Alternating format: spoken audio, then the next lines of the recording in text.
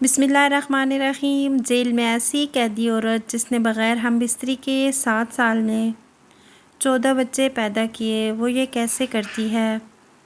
یہ جان کر آپ کی چیخیں نکل جائیں گی۔ میں اس عورت کی فائل سامنے کھول کے بیٹھی تھی جسے ہر کوئی شبو کے نام سے پکارتا تھا۔ اس کا اصل نام شبانہ تھا۔ اس کی فائل میں جو کچھ درد تھا، میں اسے پڑھ کر حیران رہ گئی۔ وہ بظاہر خوبصورت نظر آنے والی عورت بہت ہی شاطر مجرمہ تھی۔ 14 بچوں کی ماں تھی، لیکن وہ غیر شادی شدہ تھی۔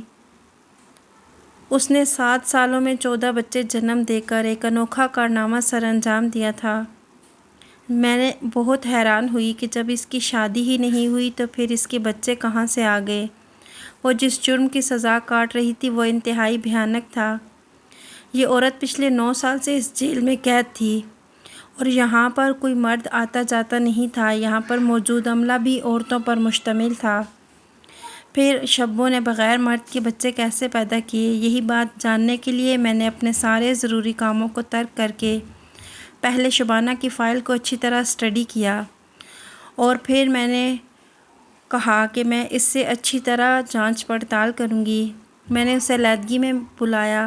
شبو مجھے دیکھ کر مسکراتے ہوئے کہنے لگی، میڈم صاحبہ، آپ کو مجھ سے ایسا کیا کام پڑ گیا کہ آپ نے مجھے تنہائی میں بلا لیا؟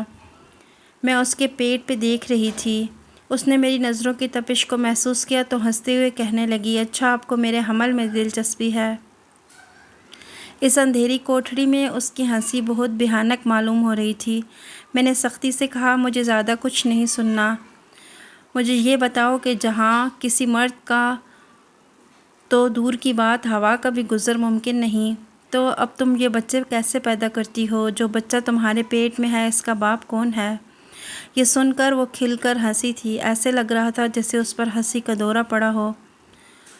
کانسٹیبل نے مجھے یہاں اکیلے آنے سے پہلے ہی خبردار کیا تھا کہ شبو ایک نفسیاتی عورت ہے، کیونکہ وہ کبھی کبھار کسی نہ کسی کو نقصان پہنچا دیتی ہے۔ پہلے بھی اس نے ایک عورت کا سر پھاڑا تھا، لیکن میں یہ جاننے کے لیے کسی بھی حد تک جا سکتی تھی کہ وہ بغیر مردوں کے بچے کیسے پیدا کرتی ہے۔ کافی دیر تک ہنستے رہنے کے بعد میں نے اس سے کہا کہ سیدھی طرح میرے سوالوں کا جواب دو۔ تم آخر کس طرح حاملہ ہوئی ہو؟ تمہارے بچوں کا باپ کون ہے؟ تم کس طرح مردوں کے ساتھ تعلق قائم کرتی ہو؟ آخر مجھے بھی تو پتہ چلے۔ جب میری سختی میں کوئی کمی نہ ہوئی تو شبانہ میرے قریب آئی اور میرے کان کے قریب آہستہ سے منہ کر کے دھیمی آواز میں کہنے لگی، سچ بتاؤں، یقین کرو گی؟ تب وہ مجھے واقعی پاگل معلوم ہوئی۔ وہ میرے بہت زیادہ قریب تھی اور جسامت میں مجھ سے زیادہ لمبی چوڑی تھی۔ اس کی فائل پر درج اس کے کارناموں نے مجھے پہلے ہی بہت زیادہ چوکنا کیا ہوا تھا۔ میں نے اپنے آپ پر قابو پاتے ہوئے سختی سے کہا، ہاں، میں صرف اور صرف سچ سننا چاہتی ہوں۔ جھوٹ سے مجھے نفرت ہے۔ اگر وہ سچ بتائے گی تو اس کی جان بخش دوں گی، ورنہ اسے میرے عتاب کا شکار ہونے سے کوئی نہیں بچا سکے گا۔ اس نے میری آنکھوں میں آنکھیں ڈالی اور کہنے لگی، میں کنواری ہوں، میرا کسی مرد سے کوئی تعلق نہیں ہے، یہی سچ ہے۔ شبانہ کی بات سن کر مجھے شدید غصہ آ گیا۔ میرے سامنے وہ حاملہ کھڑی تھی اور میرے منہ پر سچ کے نام پر جھوٹ کہہ رہی تھی۔ میں نے ایک زوردار تمانچہ اس کے منہ پر لگایا اور پوچھا کہ پھر یہ بچہ کس کا ہے؟ تمہارے پیٹ میں، بتاؤ مجھے۔ وہ دوبارہ زور زور سے ہنسنے لگی اور کہنے لگی کہ بالکل اسی طرح جیسے میں نے 14 بچے پیدا کیے ہیں۔ اب میں ایک اور بچہ پیدا کرنے چاہ رہی ہوں، وہ بھی بنا ہم بستری کے۔ بات مکمل ہوتے ہی اس پر دوبارہ ہنسی کا دورہ پڑا تھا۔ میں جانتی تھی کہ یہ عورت اتنی آسانی سے کچھ بتانے والی نہیں۔ میں غصے کے عالم میں اسے کوٹڑی میں چھوڑ کر باہر نکل آئی، جہاں کانسٹیبل ہنا میرے انتظار میں کھڑی تھی۔ وہ مجھے دیکھتے ہی کہنے لگی، میڈم صاحبہ، میں نے تو پہلے ہی کہا تھا کہ اس کے منہ نہ لگیں۔ پتہ نہیں یہ جادوگرنی ہے یا پھر کوئی بہت ہی مکار عورت ہے۔ یہ کیسے حاملہ ہو جاتی ہے کوئی نہیں جانتا، جبکہ یہ تو اپنی کوٹھری سے باہر بھی بہت کم نکلتی ہے۔ اسے زیادہ تر بند ہی رکھا جاتا ہے۔ میں تیز تیز قدم اٹھاتے ہوئے آگے چلی گئی۔ یہ یہاں کتنے عرصے سے موجود ہے؟ میری بات سن کر اس نے حساب لگایا اور کہنے لگی، میں 3-4 مہینے سے یہیں موجود ہوں۔ میں نے شبو کو اسی طرح دیکھا ہے۔ میرے سامنے اس نے 6 بچے پیدا کیے ہیں، لیکن نہ ہی وہ کبھی جیل سے باہر گئی ہے اور نہ ہی کبھی اس سے کوئی ملنے آیا ہے۔ پھر وہ حاملہ کیسے ہو جاتی ہے یہ کوئی نہیں جانتا۔ شبانہ سے ہونے والی ملاقات اور حنا کی باتوں نے مجھے شش و پنج میں مبتلا کر دیا تھا، لیکن میں حقیقت جاننا چاہتی تھی۔ اس کے لیے مجھے شبانہ کے ماضی تک جاننا تھا۔ ایک عورت ہو کر جو جرم اس نے کیا تھا وہ کوئی عام لڑکی نہیں تھی، اسی لیے میں نے شبانہ کے ماضی کو کھنگالنے کا فیصلہ کیا۔ مجھے کیا خبر تھی کہ اس کے ماضی کو کھنگالنے پر میرے سامنے کیا بھیانک سچ آئے گا۔ سچائی تک پہنچ کر میرے اپنے ہوش اڑ گئے تھے۔ میرا نام عظمیٰ تھا اور میں ایک جیلر تھی اور معمول کے مطابق صبح صبح اپنے راؤنڈ پہ تھی۔ مجھے اس جیل میں آئے زیادہ دن نہیں گزرے تھے کہ میری پوسٹنگ بس کچھ دنوں پہلے یہاں ہوئی تھی، اس لیے میں ابھی یہاں بہت کم لوگوں سے واقف تھی، ورنہ میری عادت تھی کہ میں ایک ایک قیدی پر نظر رکھتی تھی اور جیل کے سبھی معاملات سے واقف رہا کرتی تھی۔ میری نوکرانی ایسی تھی کہ میں بہت زیادہ سخت مزاج ہو گئی تھی، میرے اندر سے نرمی بالکل ختم ہو گئی تھی،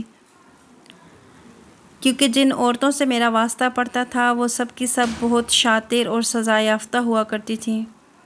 ان کے اندر ماں، بہن، بیٹی جیسے جذبات میں نے کبھی نہیں دیکھے تھے۔ کوئی اپنے باپ کو مار کر یہاں تک پہنچی تو کوئی اپنے اولاد کو، اس لیے میرا دل بھی ان کے لیے بہت سخت تھا۔ میں ہی نوکری کو لے کر بہت ایماندار اور فرض شناس تھی، اسی لیے اپنے ڈپارٹمنٹ میں میری بہت عزت تھی، اور جہاں کہیں کوئی گڑبڑ ہوتی میری پوسٹنگ وہاں کر دی جاتی، اور اس دفعہ میں بھی پوسٹنگ ہو کر فیصل آباد کی اس جیل میں آئی تھی جہاں خطرناک مجرموں کو سزا کے بعد رکھا جاتا تھا۔ یہ جیل بہت ہی زیادہ بڑا تھا اور آج میں پہلی دفعہ اس حصے میں آئی تھی جہاں عمر قید مجرموں کو رکھا گیا تھا۔ اس حصے میں زیادہ تر بڑی عمر کی عورتیں موجود تھیں جن کے چہروں پر شفافیت صاف دکھائی دے رہی تھی۔ میں نے ابھی تک اس جیل کی مجرموں کی فائلیں چیک نہیں کی تھی، اس لیے مجھے کسی جرم کے بارے میں کچھ زیادہ خبر نہ تھی۔ میں ابھی ان مجرموں پر گہری نظر ڈال رہی تھی کہ میری نظر ایک ایسی مجرمہ پر پڑی جس کا پیٹ حد سے زیادہ بڑھا ہوا تھا۔ یہ دیکھ کر میں حیران رہ گئی اور اپنے پیچھے آنے والی کانسٹیبل سے پوچھا اس عورت کو کیا ہوا ہے، تو اس نے بتایا کہ یہ امید سے ہے۔ اتنا تو میں بھی جان گئی تھی کہ وہ حاملہ ہے، لیکن اس حالت میں وہ جیل کے اس حصے میں کیوں موجود تھی، یہ بات میرے لیے حیران کن تھی۔ وہ 35 سال کی خوبصورت اور حسین عورت تھی جس کے چہرے پر زخموں کے نشانات بتا رہے تھے کہ وہ کوئی بہت بڑا گناہ کر کے یہاں تک پہنچی ہے۔ عموماً میں پہلی ہی نظر میں مجرموں کو اچھی طرح جان لیا کرتی تھی، لیکن کبھی کبھی کچھ چہرے پہلی نظر میں سمجھ میں نہیں آتے تھے، اور اس عورت کا چہرہ بھی ایسا ہی تھا۔ مجھے لگا کہ شاید وہ کچھ دنوں پہلے ہی یہاں آئی ہے۔ یہ سوچ کر میں نے اس سے پوچھا کہ تمہیں یہاں آئے ہوئے کتنے روز ہو گئے ہیں اور کون سا جرم کر کے یہاں آئی ہو؟ کم سے کم اپنے پیٹ میں پلتے بچے کا ہی خیال کر لیتی۔ میری بات سن کر وہ زور سے ہنسی اور کہنے لگی میں تو پچھلے 6 سال سے یہاں موجود ہوں، اب تو مجھے اپنا جرم بھی یاد نہیں رہا۔ اس عورت کی بات سن کر میں دنگ رہ گئی اور کانسٹیبل سے کہا کیا یہ سچ کہہ رہی ہے؟ اگر یہ 6 سال سے یہاں ہے تو پھر یہ بچہ کس کا ہے؟ کیونکہ یہ تو بغیر مرد کے نہیں ہو سکتا۔ میرے سوال کے جواب میں کانسٹیبل نے کچھ بھی نہ کہا اور وہ میرے پیچھے ایسے خاموش کھڑی رہی جیسے اسے خود بھی اس بات کی کوئی خبر نہ ہو۔ اس سے پہلے کہ میں اس عورت سے مزید کوئی سوال جواب کرتی، مجھے بتایا گیا تھا کہ میرے دفتر میں کوئی ملاقاتی آیا ہے۔ یہ سن کر میں فوراً اپنے دفتر میں لوٹ آئی تھی کہ سرکاری لوگ رات کی غرض سے آئے تھے۔ کچھ سرکاری لوگ میرے ساتھ ملاقات کی غرض سے آئے ہوئے تھے۔ میں ان کے ساتھ ایسے مصروف ہوئی کہ شام کے وقت ہی فارغ ہوئی اور میری ڈیوٹی ختم ہو گئی اور میں گھر لوٹ آئی۔ وہ عورت اور اس کا حمل میرے ذہن سے پوری طرح نکل چکا تھا، کیونکہ میرے اوپر کام کا بوجھ بہت زیادہ تھا۔ میرا ٹرانسفر اس جیل میں اس لیے کیا گیا تھا کیونکہ یہاں کا نظام درہم برہم ہو چکا تھا۔ پرانی جیلر نے قیدیوں کو انسانوں کی طرح نہیں بلکہ بھیڑ بکریوں کی طرح رکھا ہوا تھا۔ ایک ایک جیل میں 12 عورتیں بند تھیں۔ میری پوسٹنگ کو 15 دن ہو گئے تھے اور یہ چند دن میں نے اس قدر مصروف گزارے تھے کہ مجھے سر اٹھانے کی بھی فرصت نہیں ملی تھی، اور آج میں بھی اس قدر تھک گئی تھی کہ میرے ذہن سے ہی نکل گیا تھا کہ آج میرے اکلوتے بیٹے کی سالگرہ ہے۔ اور جب میں گھر لوٹی تو میرا بیٹا میرے انتظار میں بیٹھا ہوا تھا۔ اس کے چہرے پر ناراضگی کے تاثرات موجود تھے، اس لیے میں نے اسے بہت پیار سے گود میں اٹھایا اور سوری کی کہ میں اتنی لیٹ ہو گئی ہوں۔ میری ساس، شوہر اور بیٹا اچھی طرح میری نوکری سے واقف تھے، اس لیے کوئی بھی زیادہ دیر مجھ سے خفا نہیں رہتا تھا۔ میرا بیٹا بھی بہت جلدی مان گیا اور ہم نے پھر بہت اچھی طرح سے اس کی سالگرہ منائی تھی۔ میرا بیٹا ہادی میرا اکلوتا بیٹا تھا جو بہت ہی منتوں اور مرادوں کے بعد پیدا ہوا تھا، اس لیے اس میں میری جان بستی تھی۔ میں اپنی نوکری میں کتنی ہی مصروف کیوں نہ ہوں، ہادی کے لیے ہمیشہ وقت نکال لیا کرتی تھی۔ آج بھی بہت زیادہ تھکے ہوئے ہونے کے باوجود میں نے بہت ہی شاندار طریقے سے اس کی سالگرہ منائی تھی۔ رات کو تھکی ہاری جب میں سونے کے لیے لیٹی تو اچانک سے میرے ذہن میں اس عورت کی بات آ گئی جس سے میں آج صبح مل کر آئی تھی۔ میں اس عورت کے بارے میں سوچ ہی رہی تھی کہ میرے شوہر عباد کہنے لگے، کیا بات ہے بیگم صاحبہ، رات کے اس پہر بھی آپ کے پاس ہمارے لیے وقت نہیں ہے؟ عباد کی بات پر میں مسکرا اٹھی۔ یہ بات تھی کہ میں انہیں بہت کم وقت دیتی تھی اور وہ بہت اچھی طرح سے میرے کام کی نوعیت کو سمجھتے تھے۔ عباد کہنے لگے کہ اتنے سالوں میں ہم صرف ایک ہی بیٹے کے ماں باپ ہیں، اب مجھے لگتا ہے کہ ہمارے اور بچے بھی ہونے چاہیے۔ عباد کی بات سن کر میں چونک گئی۔ میں اچھی طرح سے جانتی تھی کہ وہ کیا کہنا چاہ رہے ہیں، لیکن اس وقت میرے دماغ میں قیدی نمبر 248 شبانہ لیاقت تھی، اس لیے میں نے سوتے ہی عباد سے پوچھا، کیا کوئی عورت بغیر مرد کے بھی حاملہ ہو سکتی ہے؟ میری بات سن کر عباد چونک گئے اور کہنے لگے، نہیں، یہ کیسے ممکن ہے کہ اکیلی عورت حاملہ ہو جائے؟ انسان تو کیا، جانوروں کو بھی اولاد کے لیے اپنے ساتھی کی ضرورت ہوتی ہے۔ تم کیوں اس وقت یہ سوال کر رہی ہو؟ میں نے مسکرا کر بات ٹال دی۔ میں عباد کو اپنی جیل سے متعلق زیادہ باتیں نہیں بتایا کرتی تھی۔ میری عادت تھی کہ میں اپنی ذاتی زندگی اور کام والی زندگی کو الگ الگ رکھتی تھی۔ کچھ ہی دیر میں عباد کی باہوں میں مجھے سکون آ گیا تھا اور میں سارے دن کی تھکن اور شبانہ کو بھلا کر عباد کے ساتھ خوبصورت لمحات گزارنے لگی تھی۔ ہادی میرا اور عباد کا اکلوتا بیٹا تھا جسے پیدا کرنے کے لیے میں نے بہت جتن کیے تھے۔ حمل کے علاج اور کتنی دعاؤں کے بعد ہادی میری گود میں آیا تھا، اور ایک شب وہ تھی کہ جو بغیر مرد کے ہی بچے پیدا کیے جا رہی تھی۔ اگلی صبح اٹھتے ہی میں نے اس کیس پر کام کرنا شروع کر دیا تھا۔ میں اتنی خاموشی سے جیل کے اندر کے ایک قیدی کو کسی غلط حرکت میں ملوث نہیں دیکھ سکتی تھی۔ مجھے یقین تھا کہ شبانہ سب کی نظروں میں دھول جھونک کر غیر مردوں کے ساتھ تعلق بناتی ہے، اور مجھے یہی راز جاننا تھا، آخر وہ کس طرح اتنے لوگوں کو چکمہ دے سکتی ہے۔ لیکن اس سے پہلے مجھے اس کا ماضی ٹٹولنا تھا۔ وہ ایک بھیانک جرم کی سزا کاٹ رہی تھی جس کا تصور بھی نہیں کیا جا سکتا تھا۔ آج سے 10 سال پہلے اس نے اپنے ہی باپ کو چھوٹے چھوٹے ٹکڑوں میں تقسیم کر دیا تھا۔ کچھ لوگوں کو شک ہوا اور انہوں نے پولیس کو اطلاع کر دی، اور اس طرح شبانہ نے خود اپنا جرم اپنے منہ سے قبول کیا تھا کہ اس نے اپنے 60 سالہ باپ کو پہلے نیند کی گولیاں کھلائی تھیں، اور آری لے کر بڑی بے دردی سے اس کو چھوٹے چھوٹے ٹکڑوں میں تبدیل کیا تھا۔ کوئی بیٹی اپنے ہی سگے باپ کے ساتھ کیسے اس طرح کر سکتی تھی؟ یہی جاننے کے لیے میں اس کے محلے تک پہنچ گئی تھی جہاں شبانہ رہائش پذیر تھی، اور وہاں جا کر معلومات حاصل کرنے پر جو کچھ ملا تھا اس نے مجھے چونکا کر رکھ دیا تھا۔ شبانہ کا باپ ایک شرابی آدمی تھا اور ہر وقت شراب کے نشے میں دھت رہتا، اس لیے وہ اپنی بیوی یعنی شبانہ کی ماں کو مارنے سے بھی گریز نہ کرتا تھا، اور اسی ظلم و ستم سے تنگ آ کر شبانہ کی ماں نے خودکشی کر لی تھی۔ اس وقت شبانہ صرف 15 سال کی تھی۔ شبو کی ماں خود تو اس دنیا سے چلی گئی تھی، لیکن شبو کو تنہا اس کے باپ کے رحم و کرم پر چھوڑ گئی۔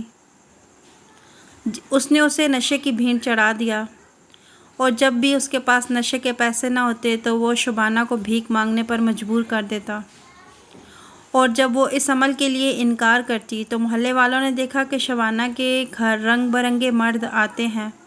وہ مرد کیوں آتے تھے، ان کا اس کے باپ سے کوئی تعلق تھا یا نہیں، کوئی نہیں جانتا تھا۔ اور پھر ایک دن شبانہ نے سارے محلے کو قورمہ بنا کر تقسیم کیا تو کچھ محلے والوں کو شک ہو گیا کہ یہ گوشت انسانی گوشت ہے، اس لیے پولیس کو اطلاع کی گئی۔ پتہ چلا کہ شبانہ نے تو اپنے باپ کو آری سے کاٹ کر اس کے گوشت کا قورمہ بنا کر بانٹ دیا ہے۔ اس روز وہ گرفتار ہو گئی اور اس نے اپنی بات کا اعتراف بھی کیا، اور عدالت اسے عمر قید کی سزا دے دی۔ کوئی نہیں جانتا تھا کہ شبانہ نے اتنا بڑا قدم کیوں اٹھایا تھا، اور ان مردوں کا شبانہ یا اس کے باپ سے کیا لینا دینا تھا۔ شبانہ نے کیسے اپنے باپ کو کاٹا تھا، ایک 16-17 سال کی لڑکی کیسے صفاکی کی انتہا کو چھو گئی تھی۔ شبانہ کا نہ کوئی رشتہ دار تھا اور نہ کوئی جاننے والا تھا، اور کسی کو پتہ نہیں تھا کہ وہ کس جیل میں ہے اور اسے کیا سزا ہوئی ہے۔ شبانہ کا ماضی بھی اتنا ہی الجھا ہوا تھا جتنا کہ اس کا حال، اور اب ایک وہی تھا۔ مجھے اس بات کی تفصیل جاننی تھی۔ اس کے کانوں کی ہنسی میرے کان کے پردوں کو پھاڑنے لگتی تھی۔ میں ساری معلومات حاصل کر کے جب جیل پہنچی تو مجھے پتہ چلا کہ شبانہ کی طبیعت ٹھیک نہیں۔ اس کے چیک اپ کے لیے ڈاکٹر آئی ہوئی تھی، میں بھی وہاں تھی۔ اس نے باتوں باتوں میں اس ڈاکٹر سے پوچھا کہ شبانہ کے بچوں کی ڈیلیوری کس نے کی ہے، تو اس نے بتایا کہ وہ یہاں کی ڈاکٹر ہے اور اس نے شبانہ کے ہر بچے کو پیدا کروایا ہے۔ شبانہ کے پاس ہمیشہ جڑواں اور صحت مند بچے جنم لیتے ہیں۔ میں نے ڈاکٹر سے پوچھا تو پھر شبانہ کے بچے کہاں ہیں؟ کیا وہ ان کو کسی سرکاری ادارے میں بھیج دیا ہے؟ میری بات سن کر اس نے لا علمی کا اظہار کیا۔ میں نے پرانی جیلر سے بھی شبانہ کے حوالے سے بات کرنے کے لیے رابطہ کرنے کی کوشش کی تھی، لیکن میرا اس سے رابطہ نہیں ہو سکا تھا۔ اسے کہیں کسی بہت دور چھوٹے سے علاقے میں ٹرانسفر کر کے بھیج دیا گیا تھا۔ اب مجھے شبانہ کی طبیعت کے ٹھیک ہونے کا انتظار تھا۔ کال کوٹری کے گھٹن زدہ ماحول میں حاملہ عورت کا رہنا بہت ہی مشکل تھا۔ شبانہ تو پچھلے 7 سالوں سے حمل جیسے عمل سے گزر رہی تھی۔ تقریباً 2 دن بعد شبانہ کی طبیعت میں کافی بہتری آئی تو میں نے اسے اپنے آفس میں بلوایا اور اسے جوس پلایا تاکہ اس کی طبیعت مزید بہتر ہو جائے۔ شبانہ نے خاموشی سے جوس پی لیا تو میں نے اس سے کہا کہ میں اس کی مدد کرنا چاہتی ہوں اور یہاں سے اسے آزادی دلوا سکتی ہوں اگر وہ مجھے اپنے بارے میں سچ سچ بتا دے تو۔ شبانہ نے محبت بھری نظروں سے مجھے دیکھا اور کہنے لگی، وہ جیل کی 4 دیواری سے باہر کبھی نہیں گئی اور باہر کی دنیا میں اس کے لیے کچھ بھی نہیں بچا۔ میں نے مسکرا کر شبانہ سے کہا کہ اس کے بچے اس کے منتظر ہوں گے، اور جن بچوں کو وہ جنم دینے والی ہے وہ ان کے ساتھ زندگی گزار سکتی ہے۔ ان بچوں کا کوئی نہ کوئی باپ بھی ہوگا جو اسے بہتر زندگی دے گا۔ شبانہ نے نم آنکھوں سے میری طرف دیکھا اور کہنے لگی، آپ کو میری بات پر یقین کیوں نہیں آتا؟ ان بچوں کا باپ کوئی نہیں، میں کسی کو نہیں جانتی۔ مجھے تو یہ بھی نہیں پتا کہ میرے بچے کہاں ہیں، کس حال میں ہیں، اور نہ ہی مجھے علم ہے کہ میں کس طرح حاملہ ہو جاتی ہوں۔ ہاں، مجھے اس پر افسوس ہے کہ مجھے اپنے بچوں سے جدا کر دیا جاتا ہے، اور شبانہ کو اس بات نے بہت دکھی کر دیا تھا۔ اس کی اس بات پر میں واقعی حیران ہو گئی کیونکہ اس کا لہجہ اور مجھے اس کی بات پر یقین کرنے پر مجبور کر رہا تھا۔ میں نے جب اس سے دوبارہ پوچھا تو اس نے پھر انکار میں سر ہلایا کہ وہ نہیں جانتی کہ وہ حاملہ کیسے ہوتی ہے۔ مجھے اس کی آنکھوں اور اس کے آنسوؤں میں سچائی نظر آ رہی تھی۔ شبانہ نے مجھے بتایا کہ اس کے باپ نے اپنے نشے کی لت کو پورا کرنے کے لیے اسے فروخت کرنا شروع کر دیا تھا اور اپنے گھر کی 4 دیواری میں ہی وہ ہر روز پامال ہونے لگی تھی، اور جب اس کا ظلم حد سے بڑھا تو اس نے تنگ آ کر اپنے باپ کو بری طرح قتل کر دیا تھا۔ اسے اپنے اس گناہ پر کوئی پچھتاوا نہیں تھا، کیونکہ اس نے اپنے باپ کے جتنے ٹکڑے کیے تھے اس سے زیادہ وہ اس سے زیادہ تنگ تھی۔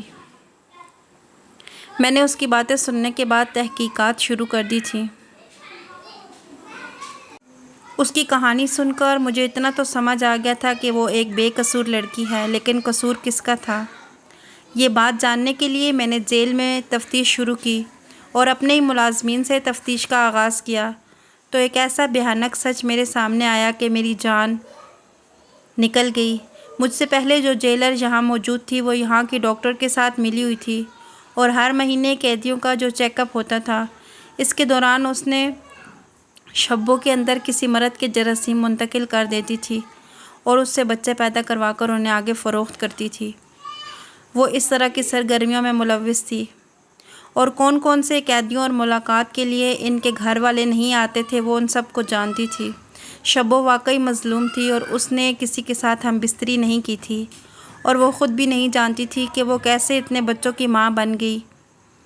میں نے اس جیلر کے خلاف آگے کمپلین فارورڈ کر دی اور شبو کی سزا کو بھی کم کروا دیا تھا۔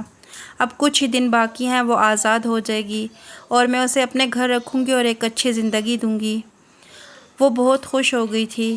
اب جو بچے پیدا ہونے والے تھے ان پر شبو کا ہی حق تھا، اور میں اس کو اس کے بچوں سے جدا نہیں کرنا چاہتی تھی۔ کیا آپ کے خیال میں اس جیلر کو سزا ہونی چاہیے؟ کمنٹ باکس میں ضرور بتائیے گا۔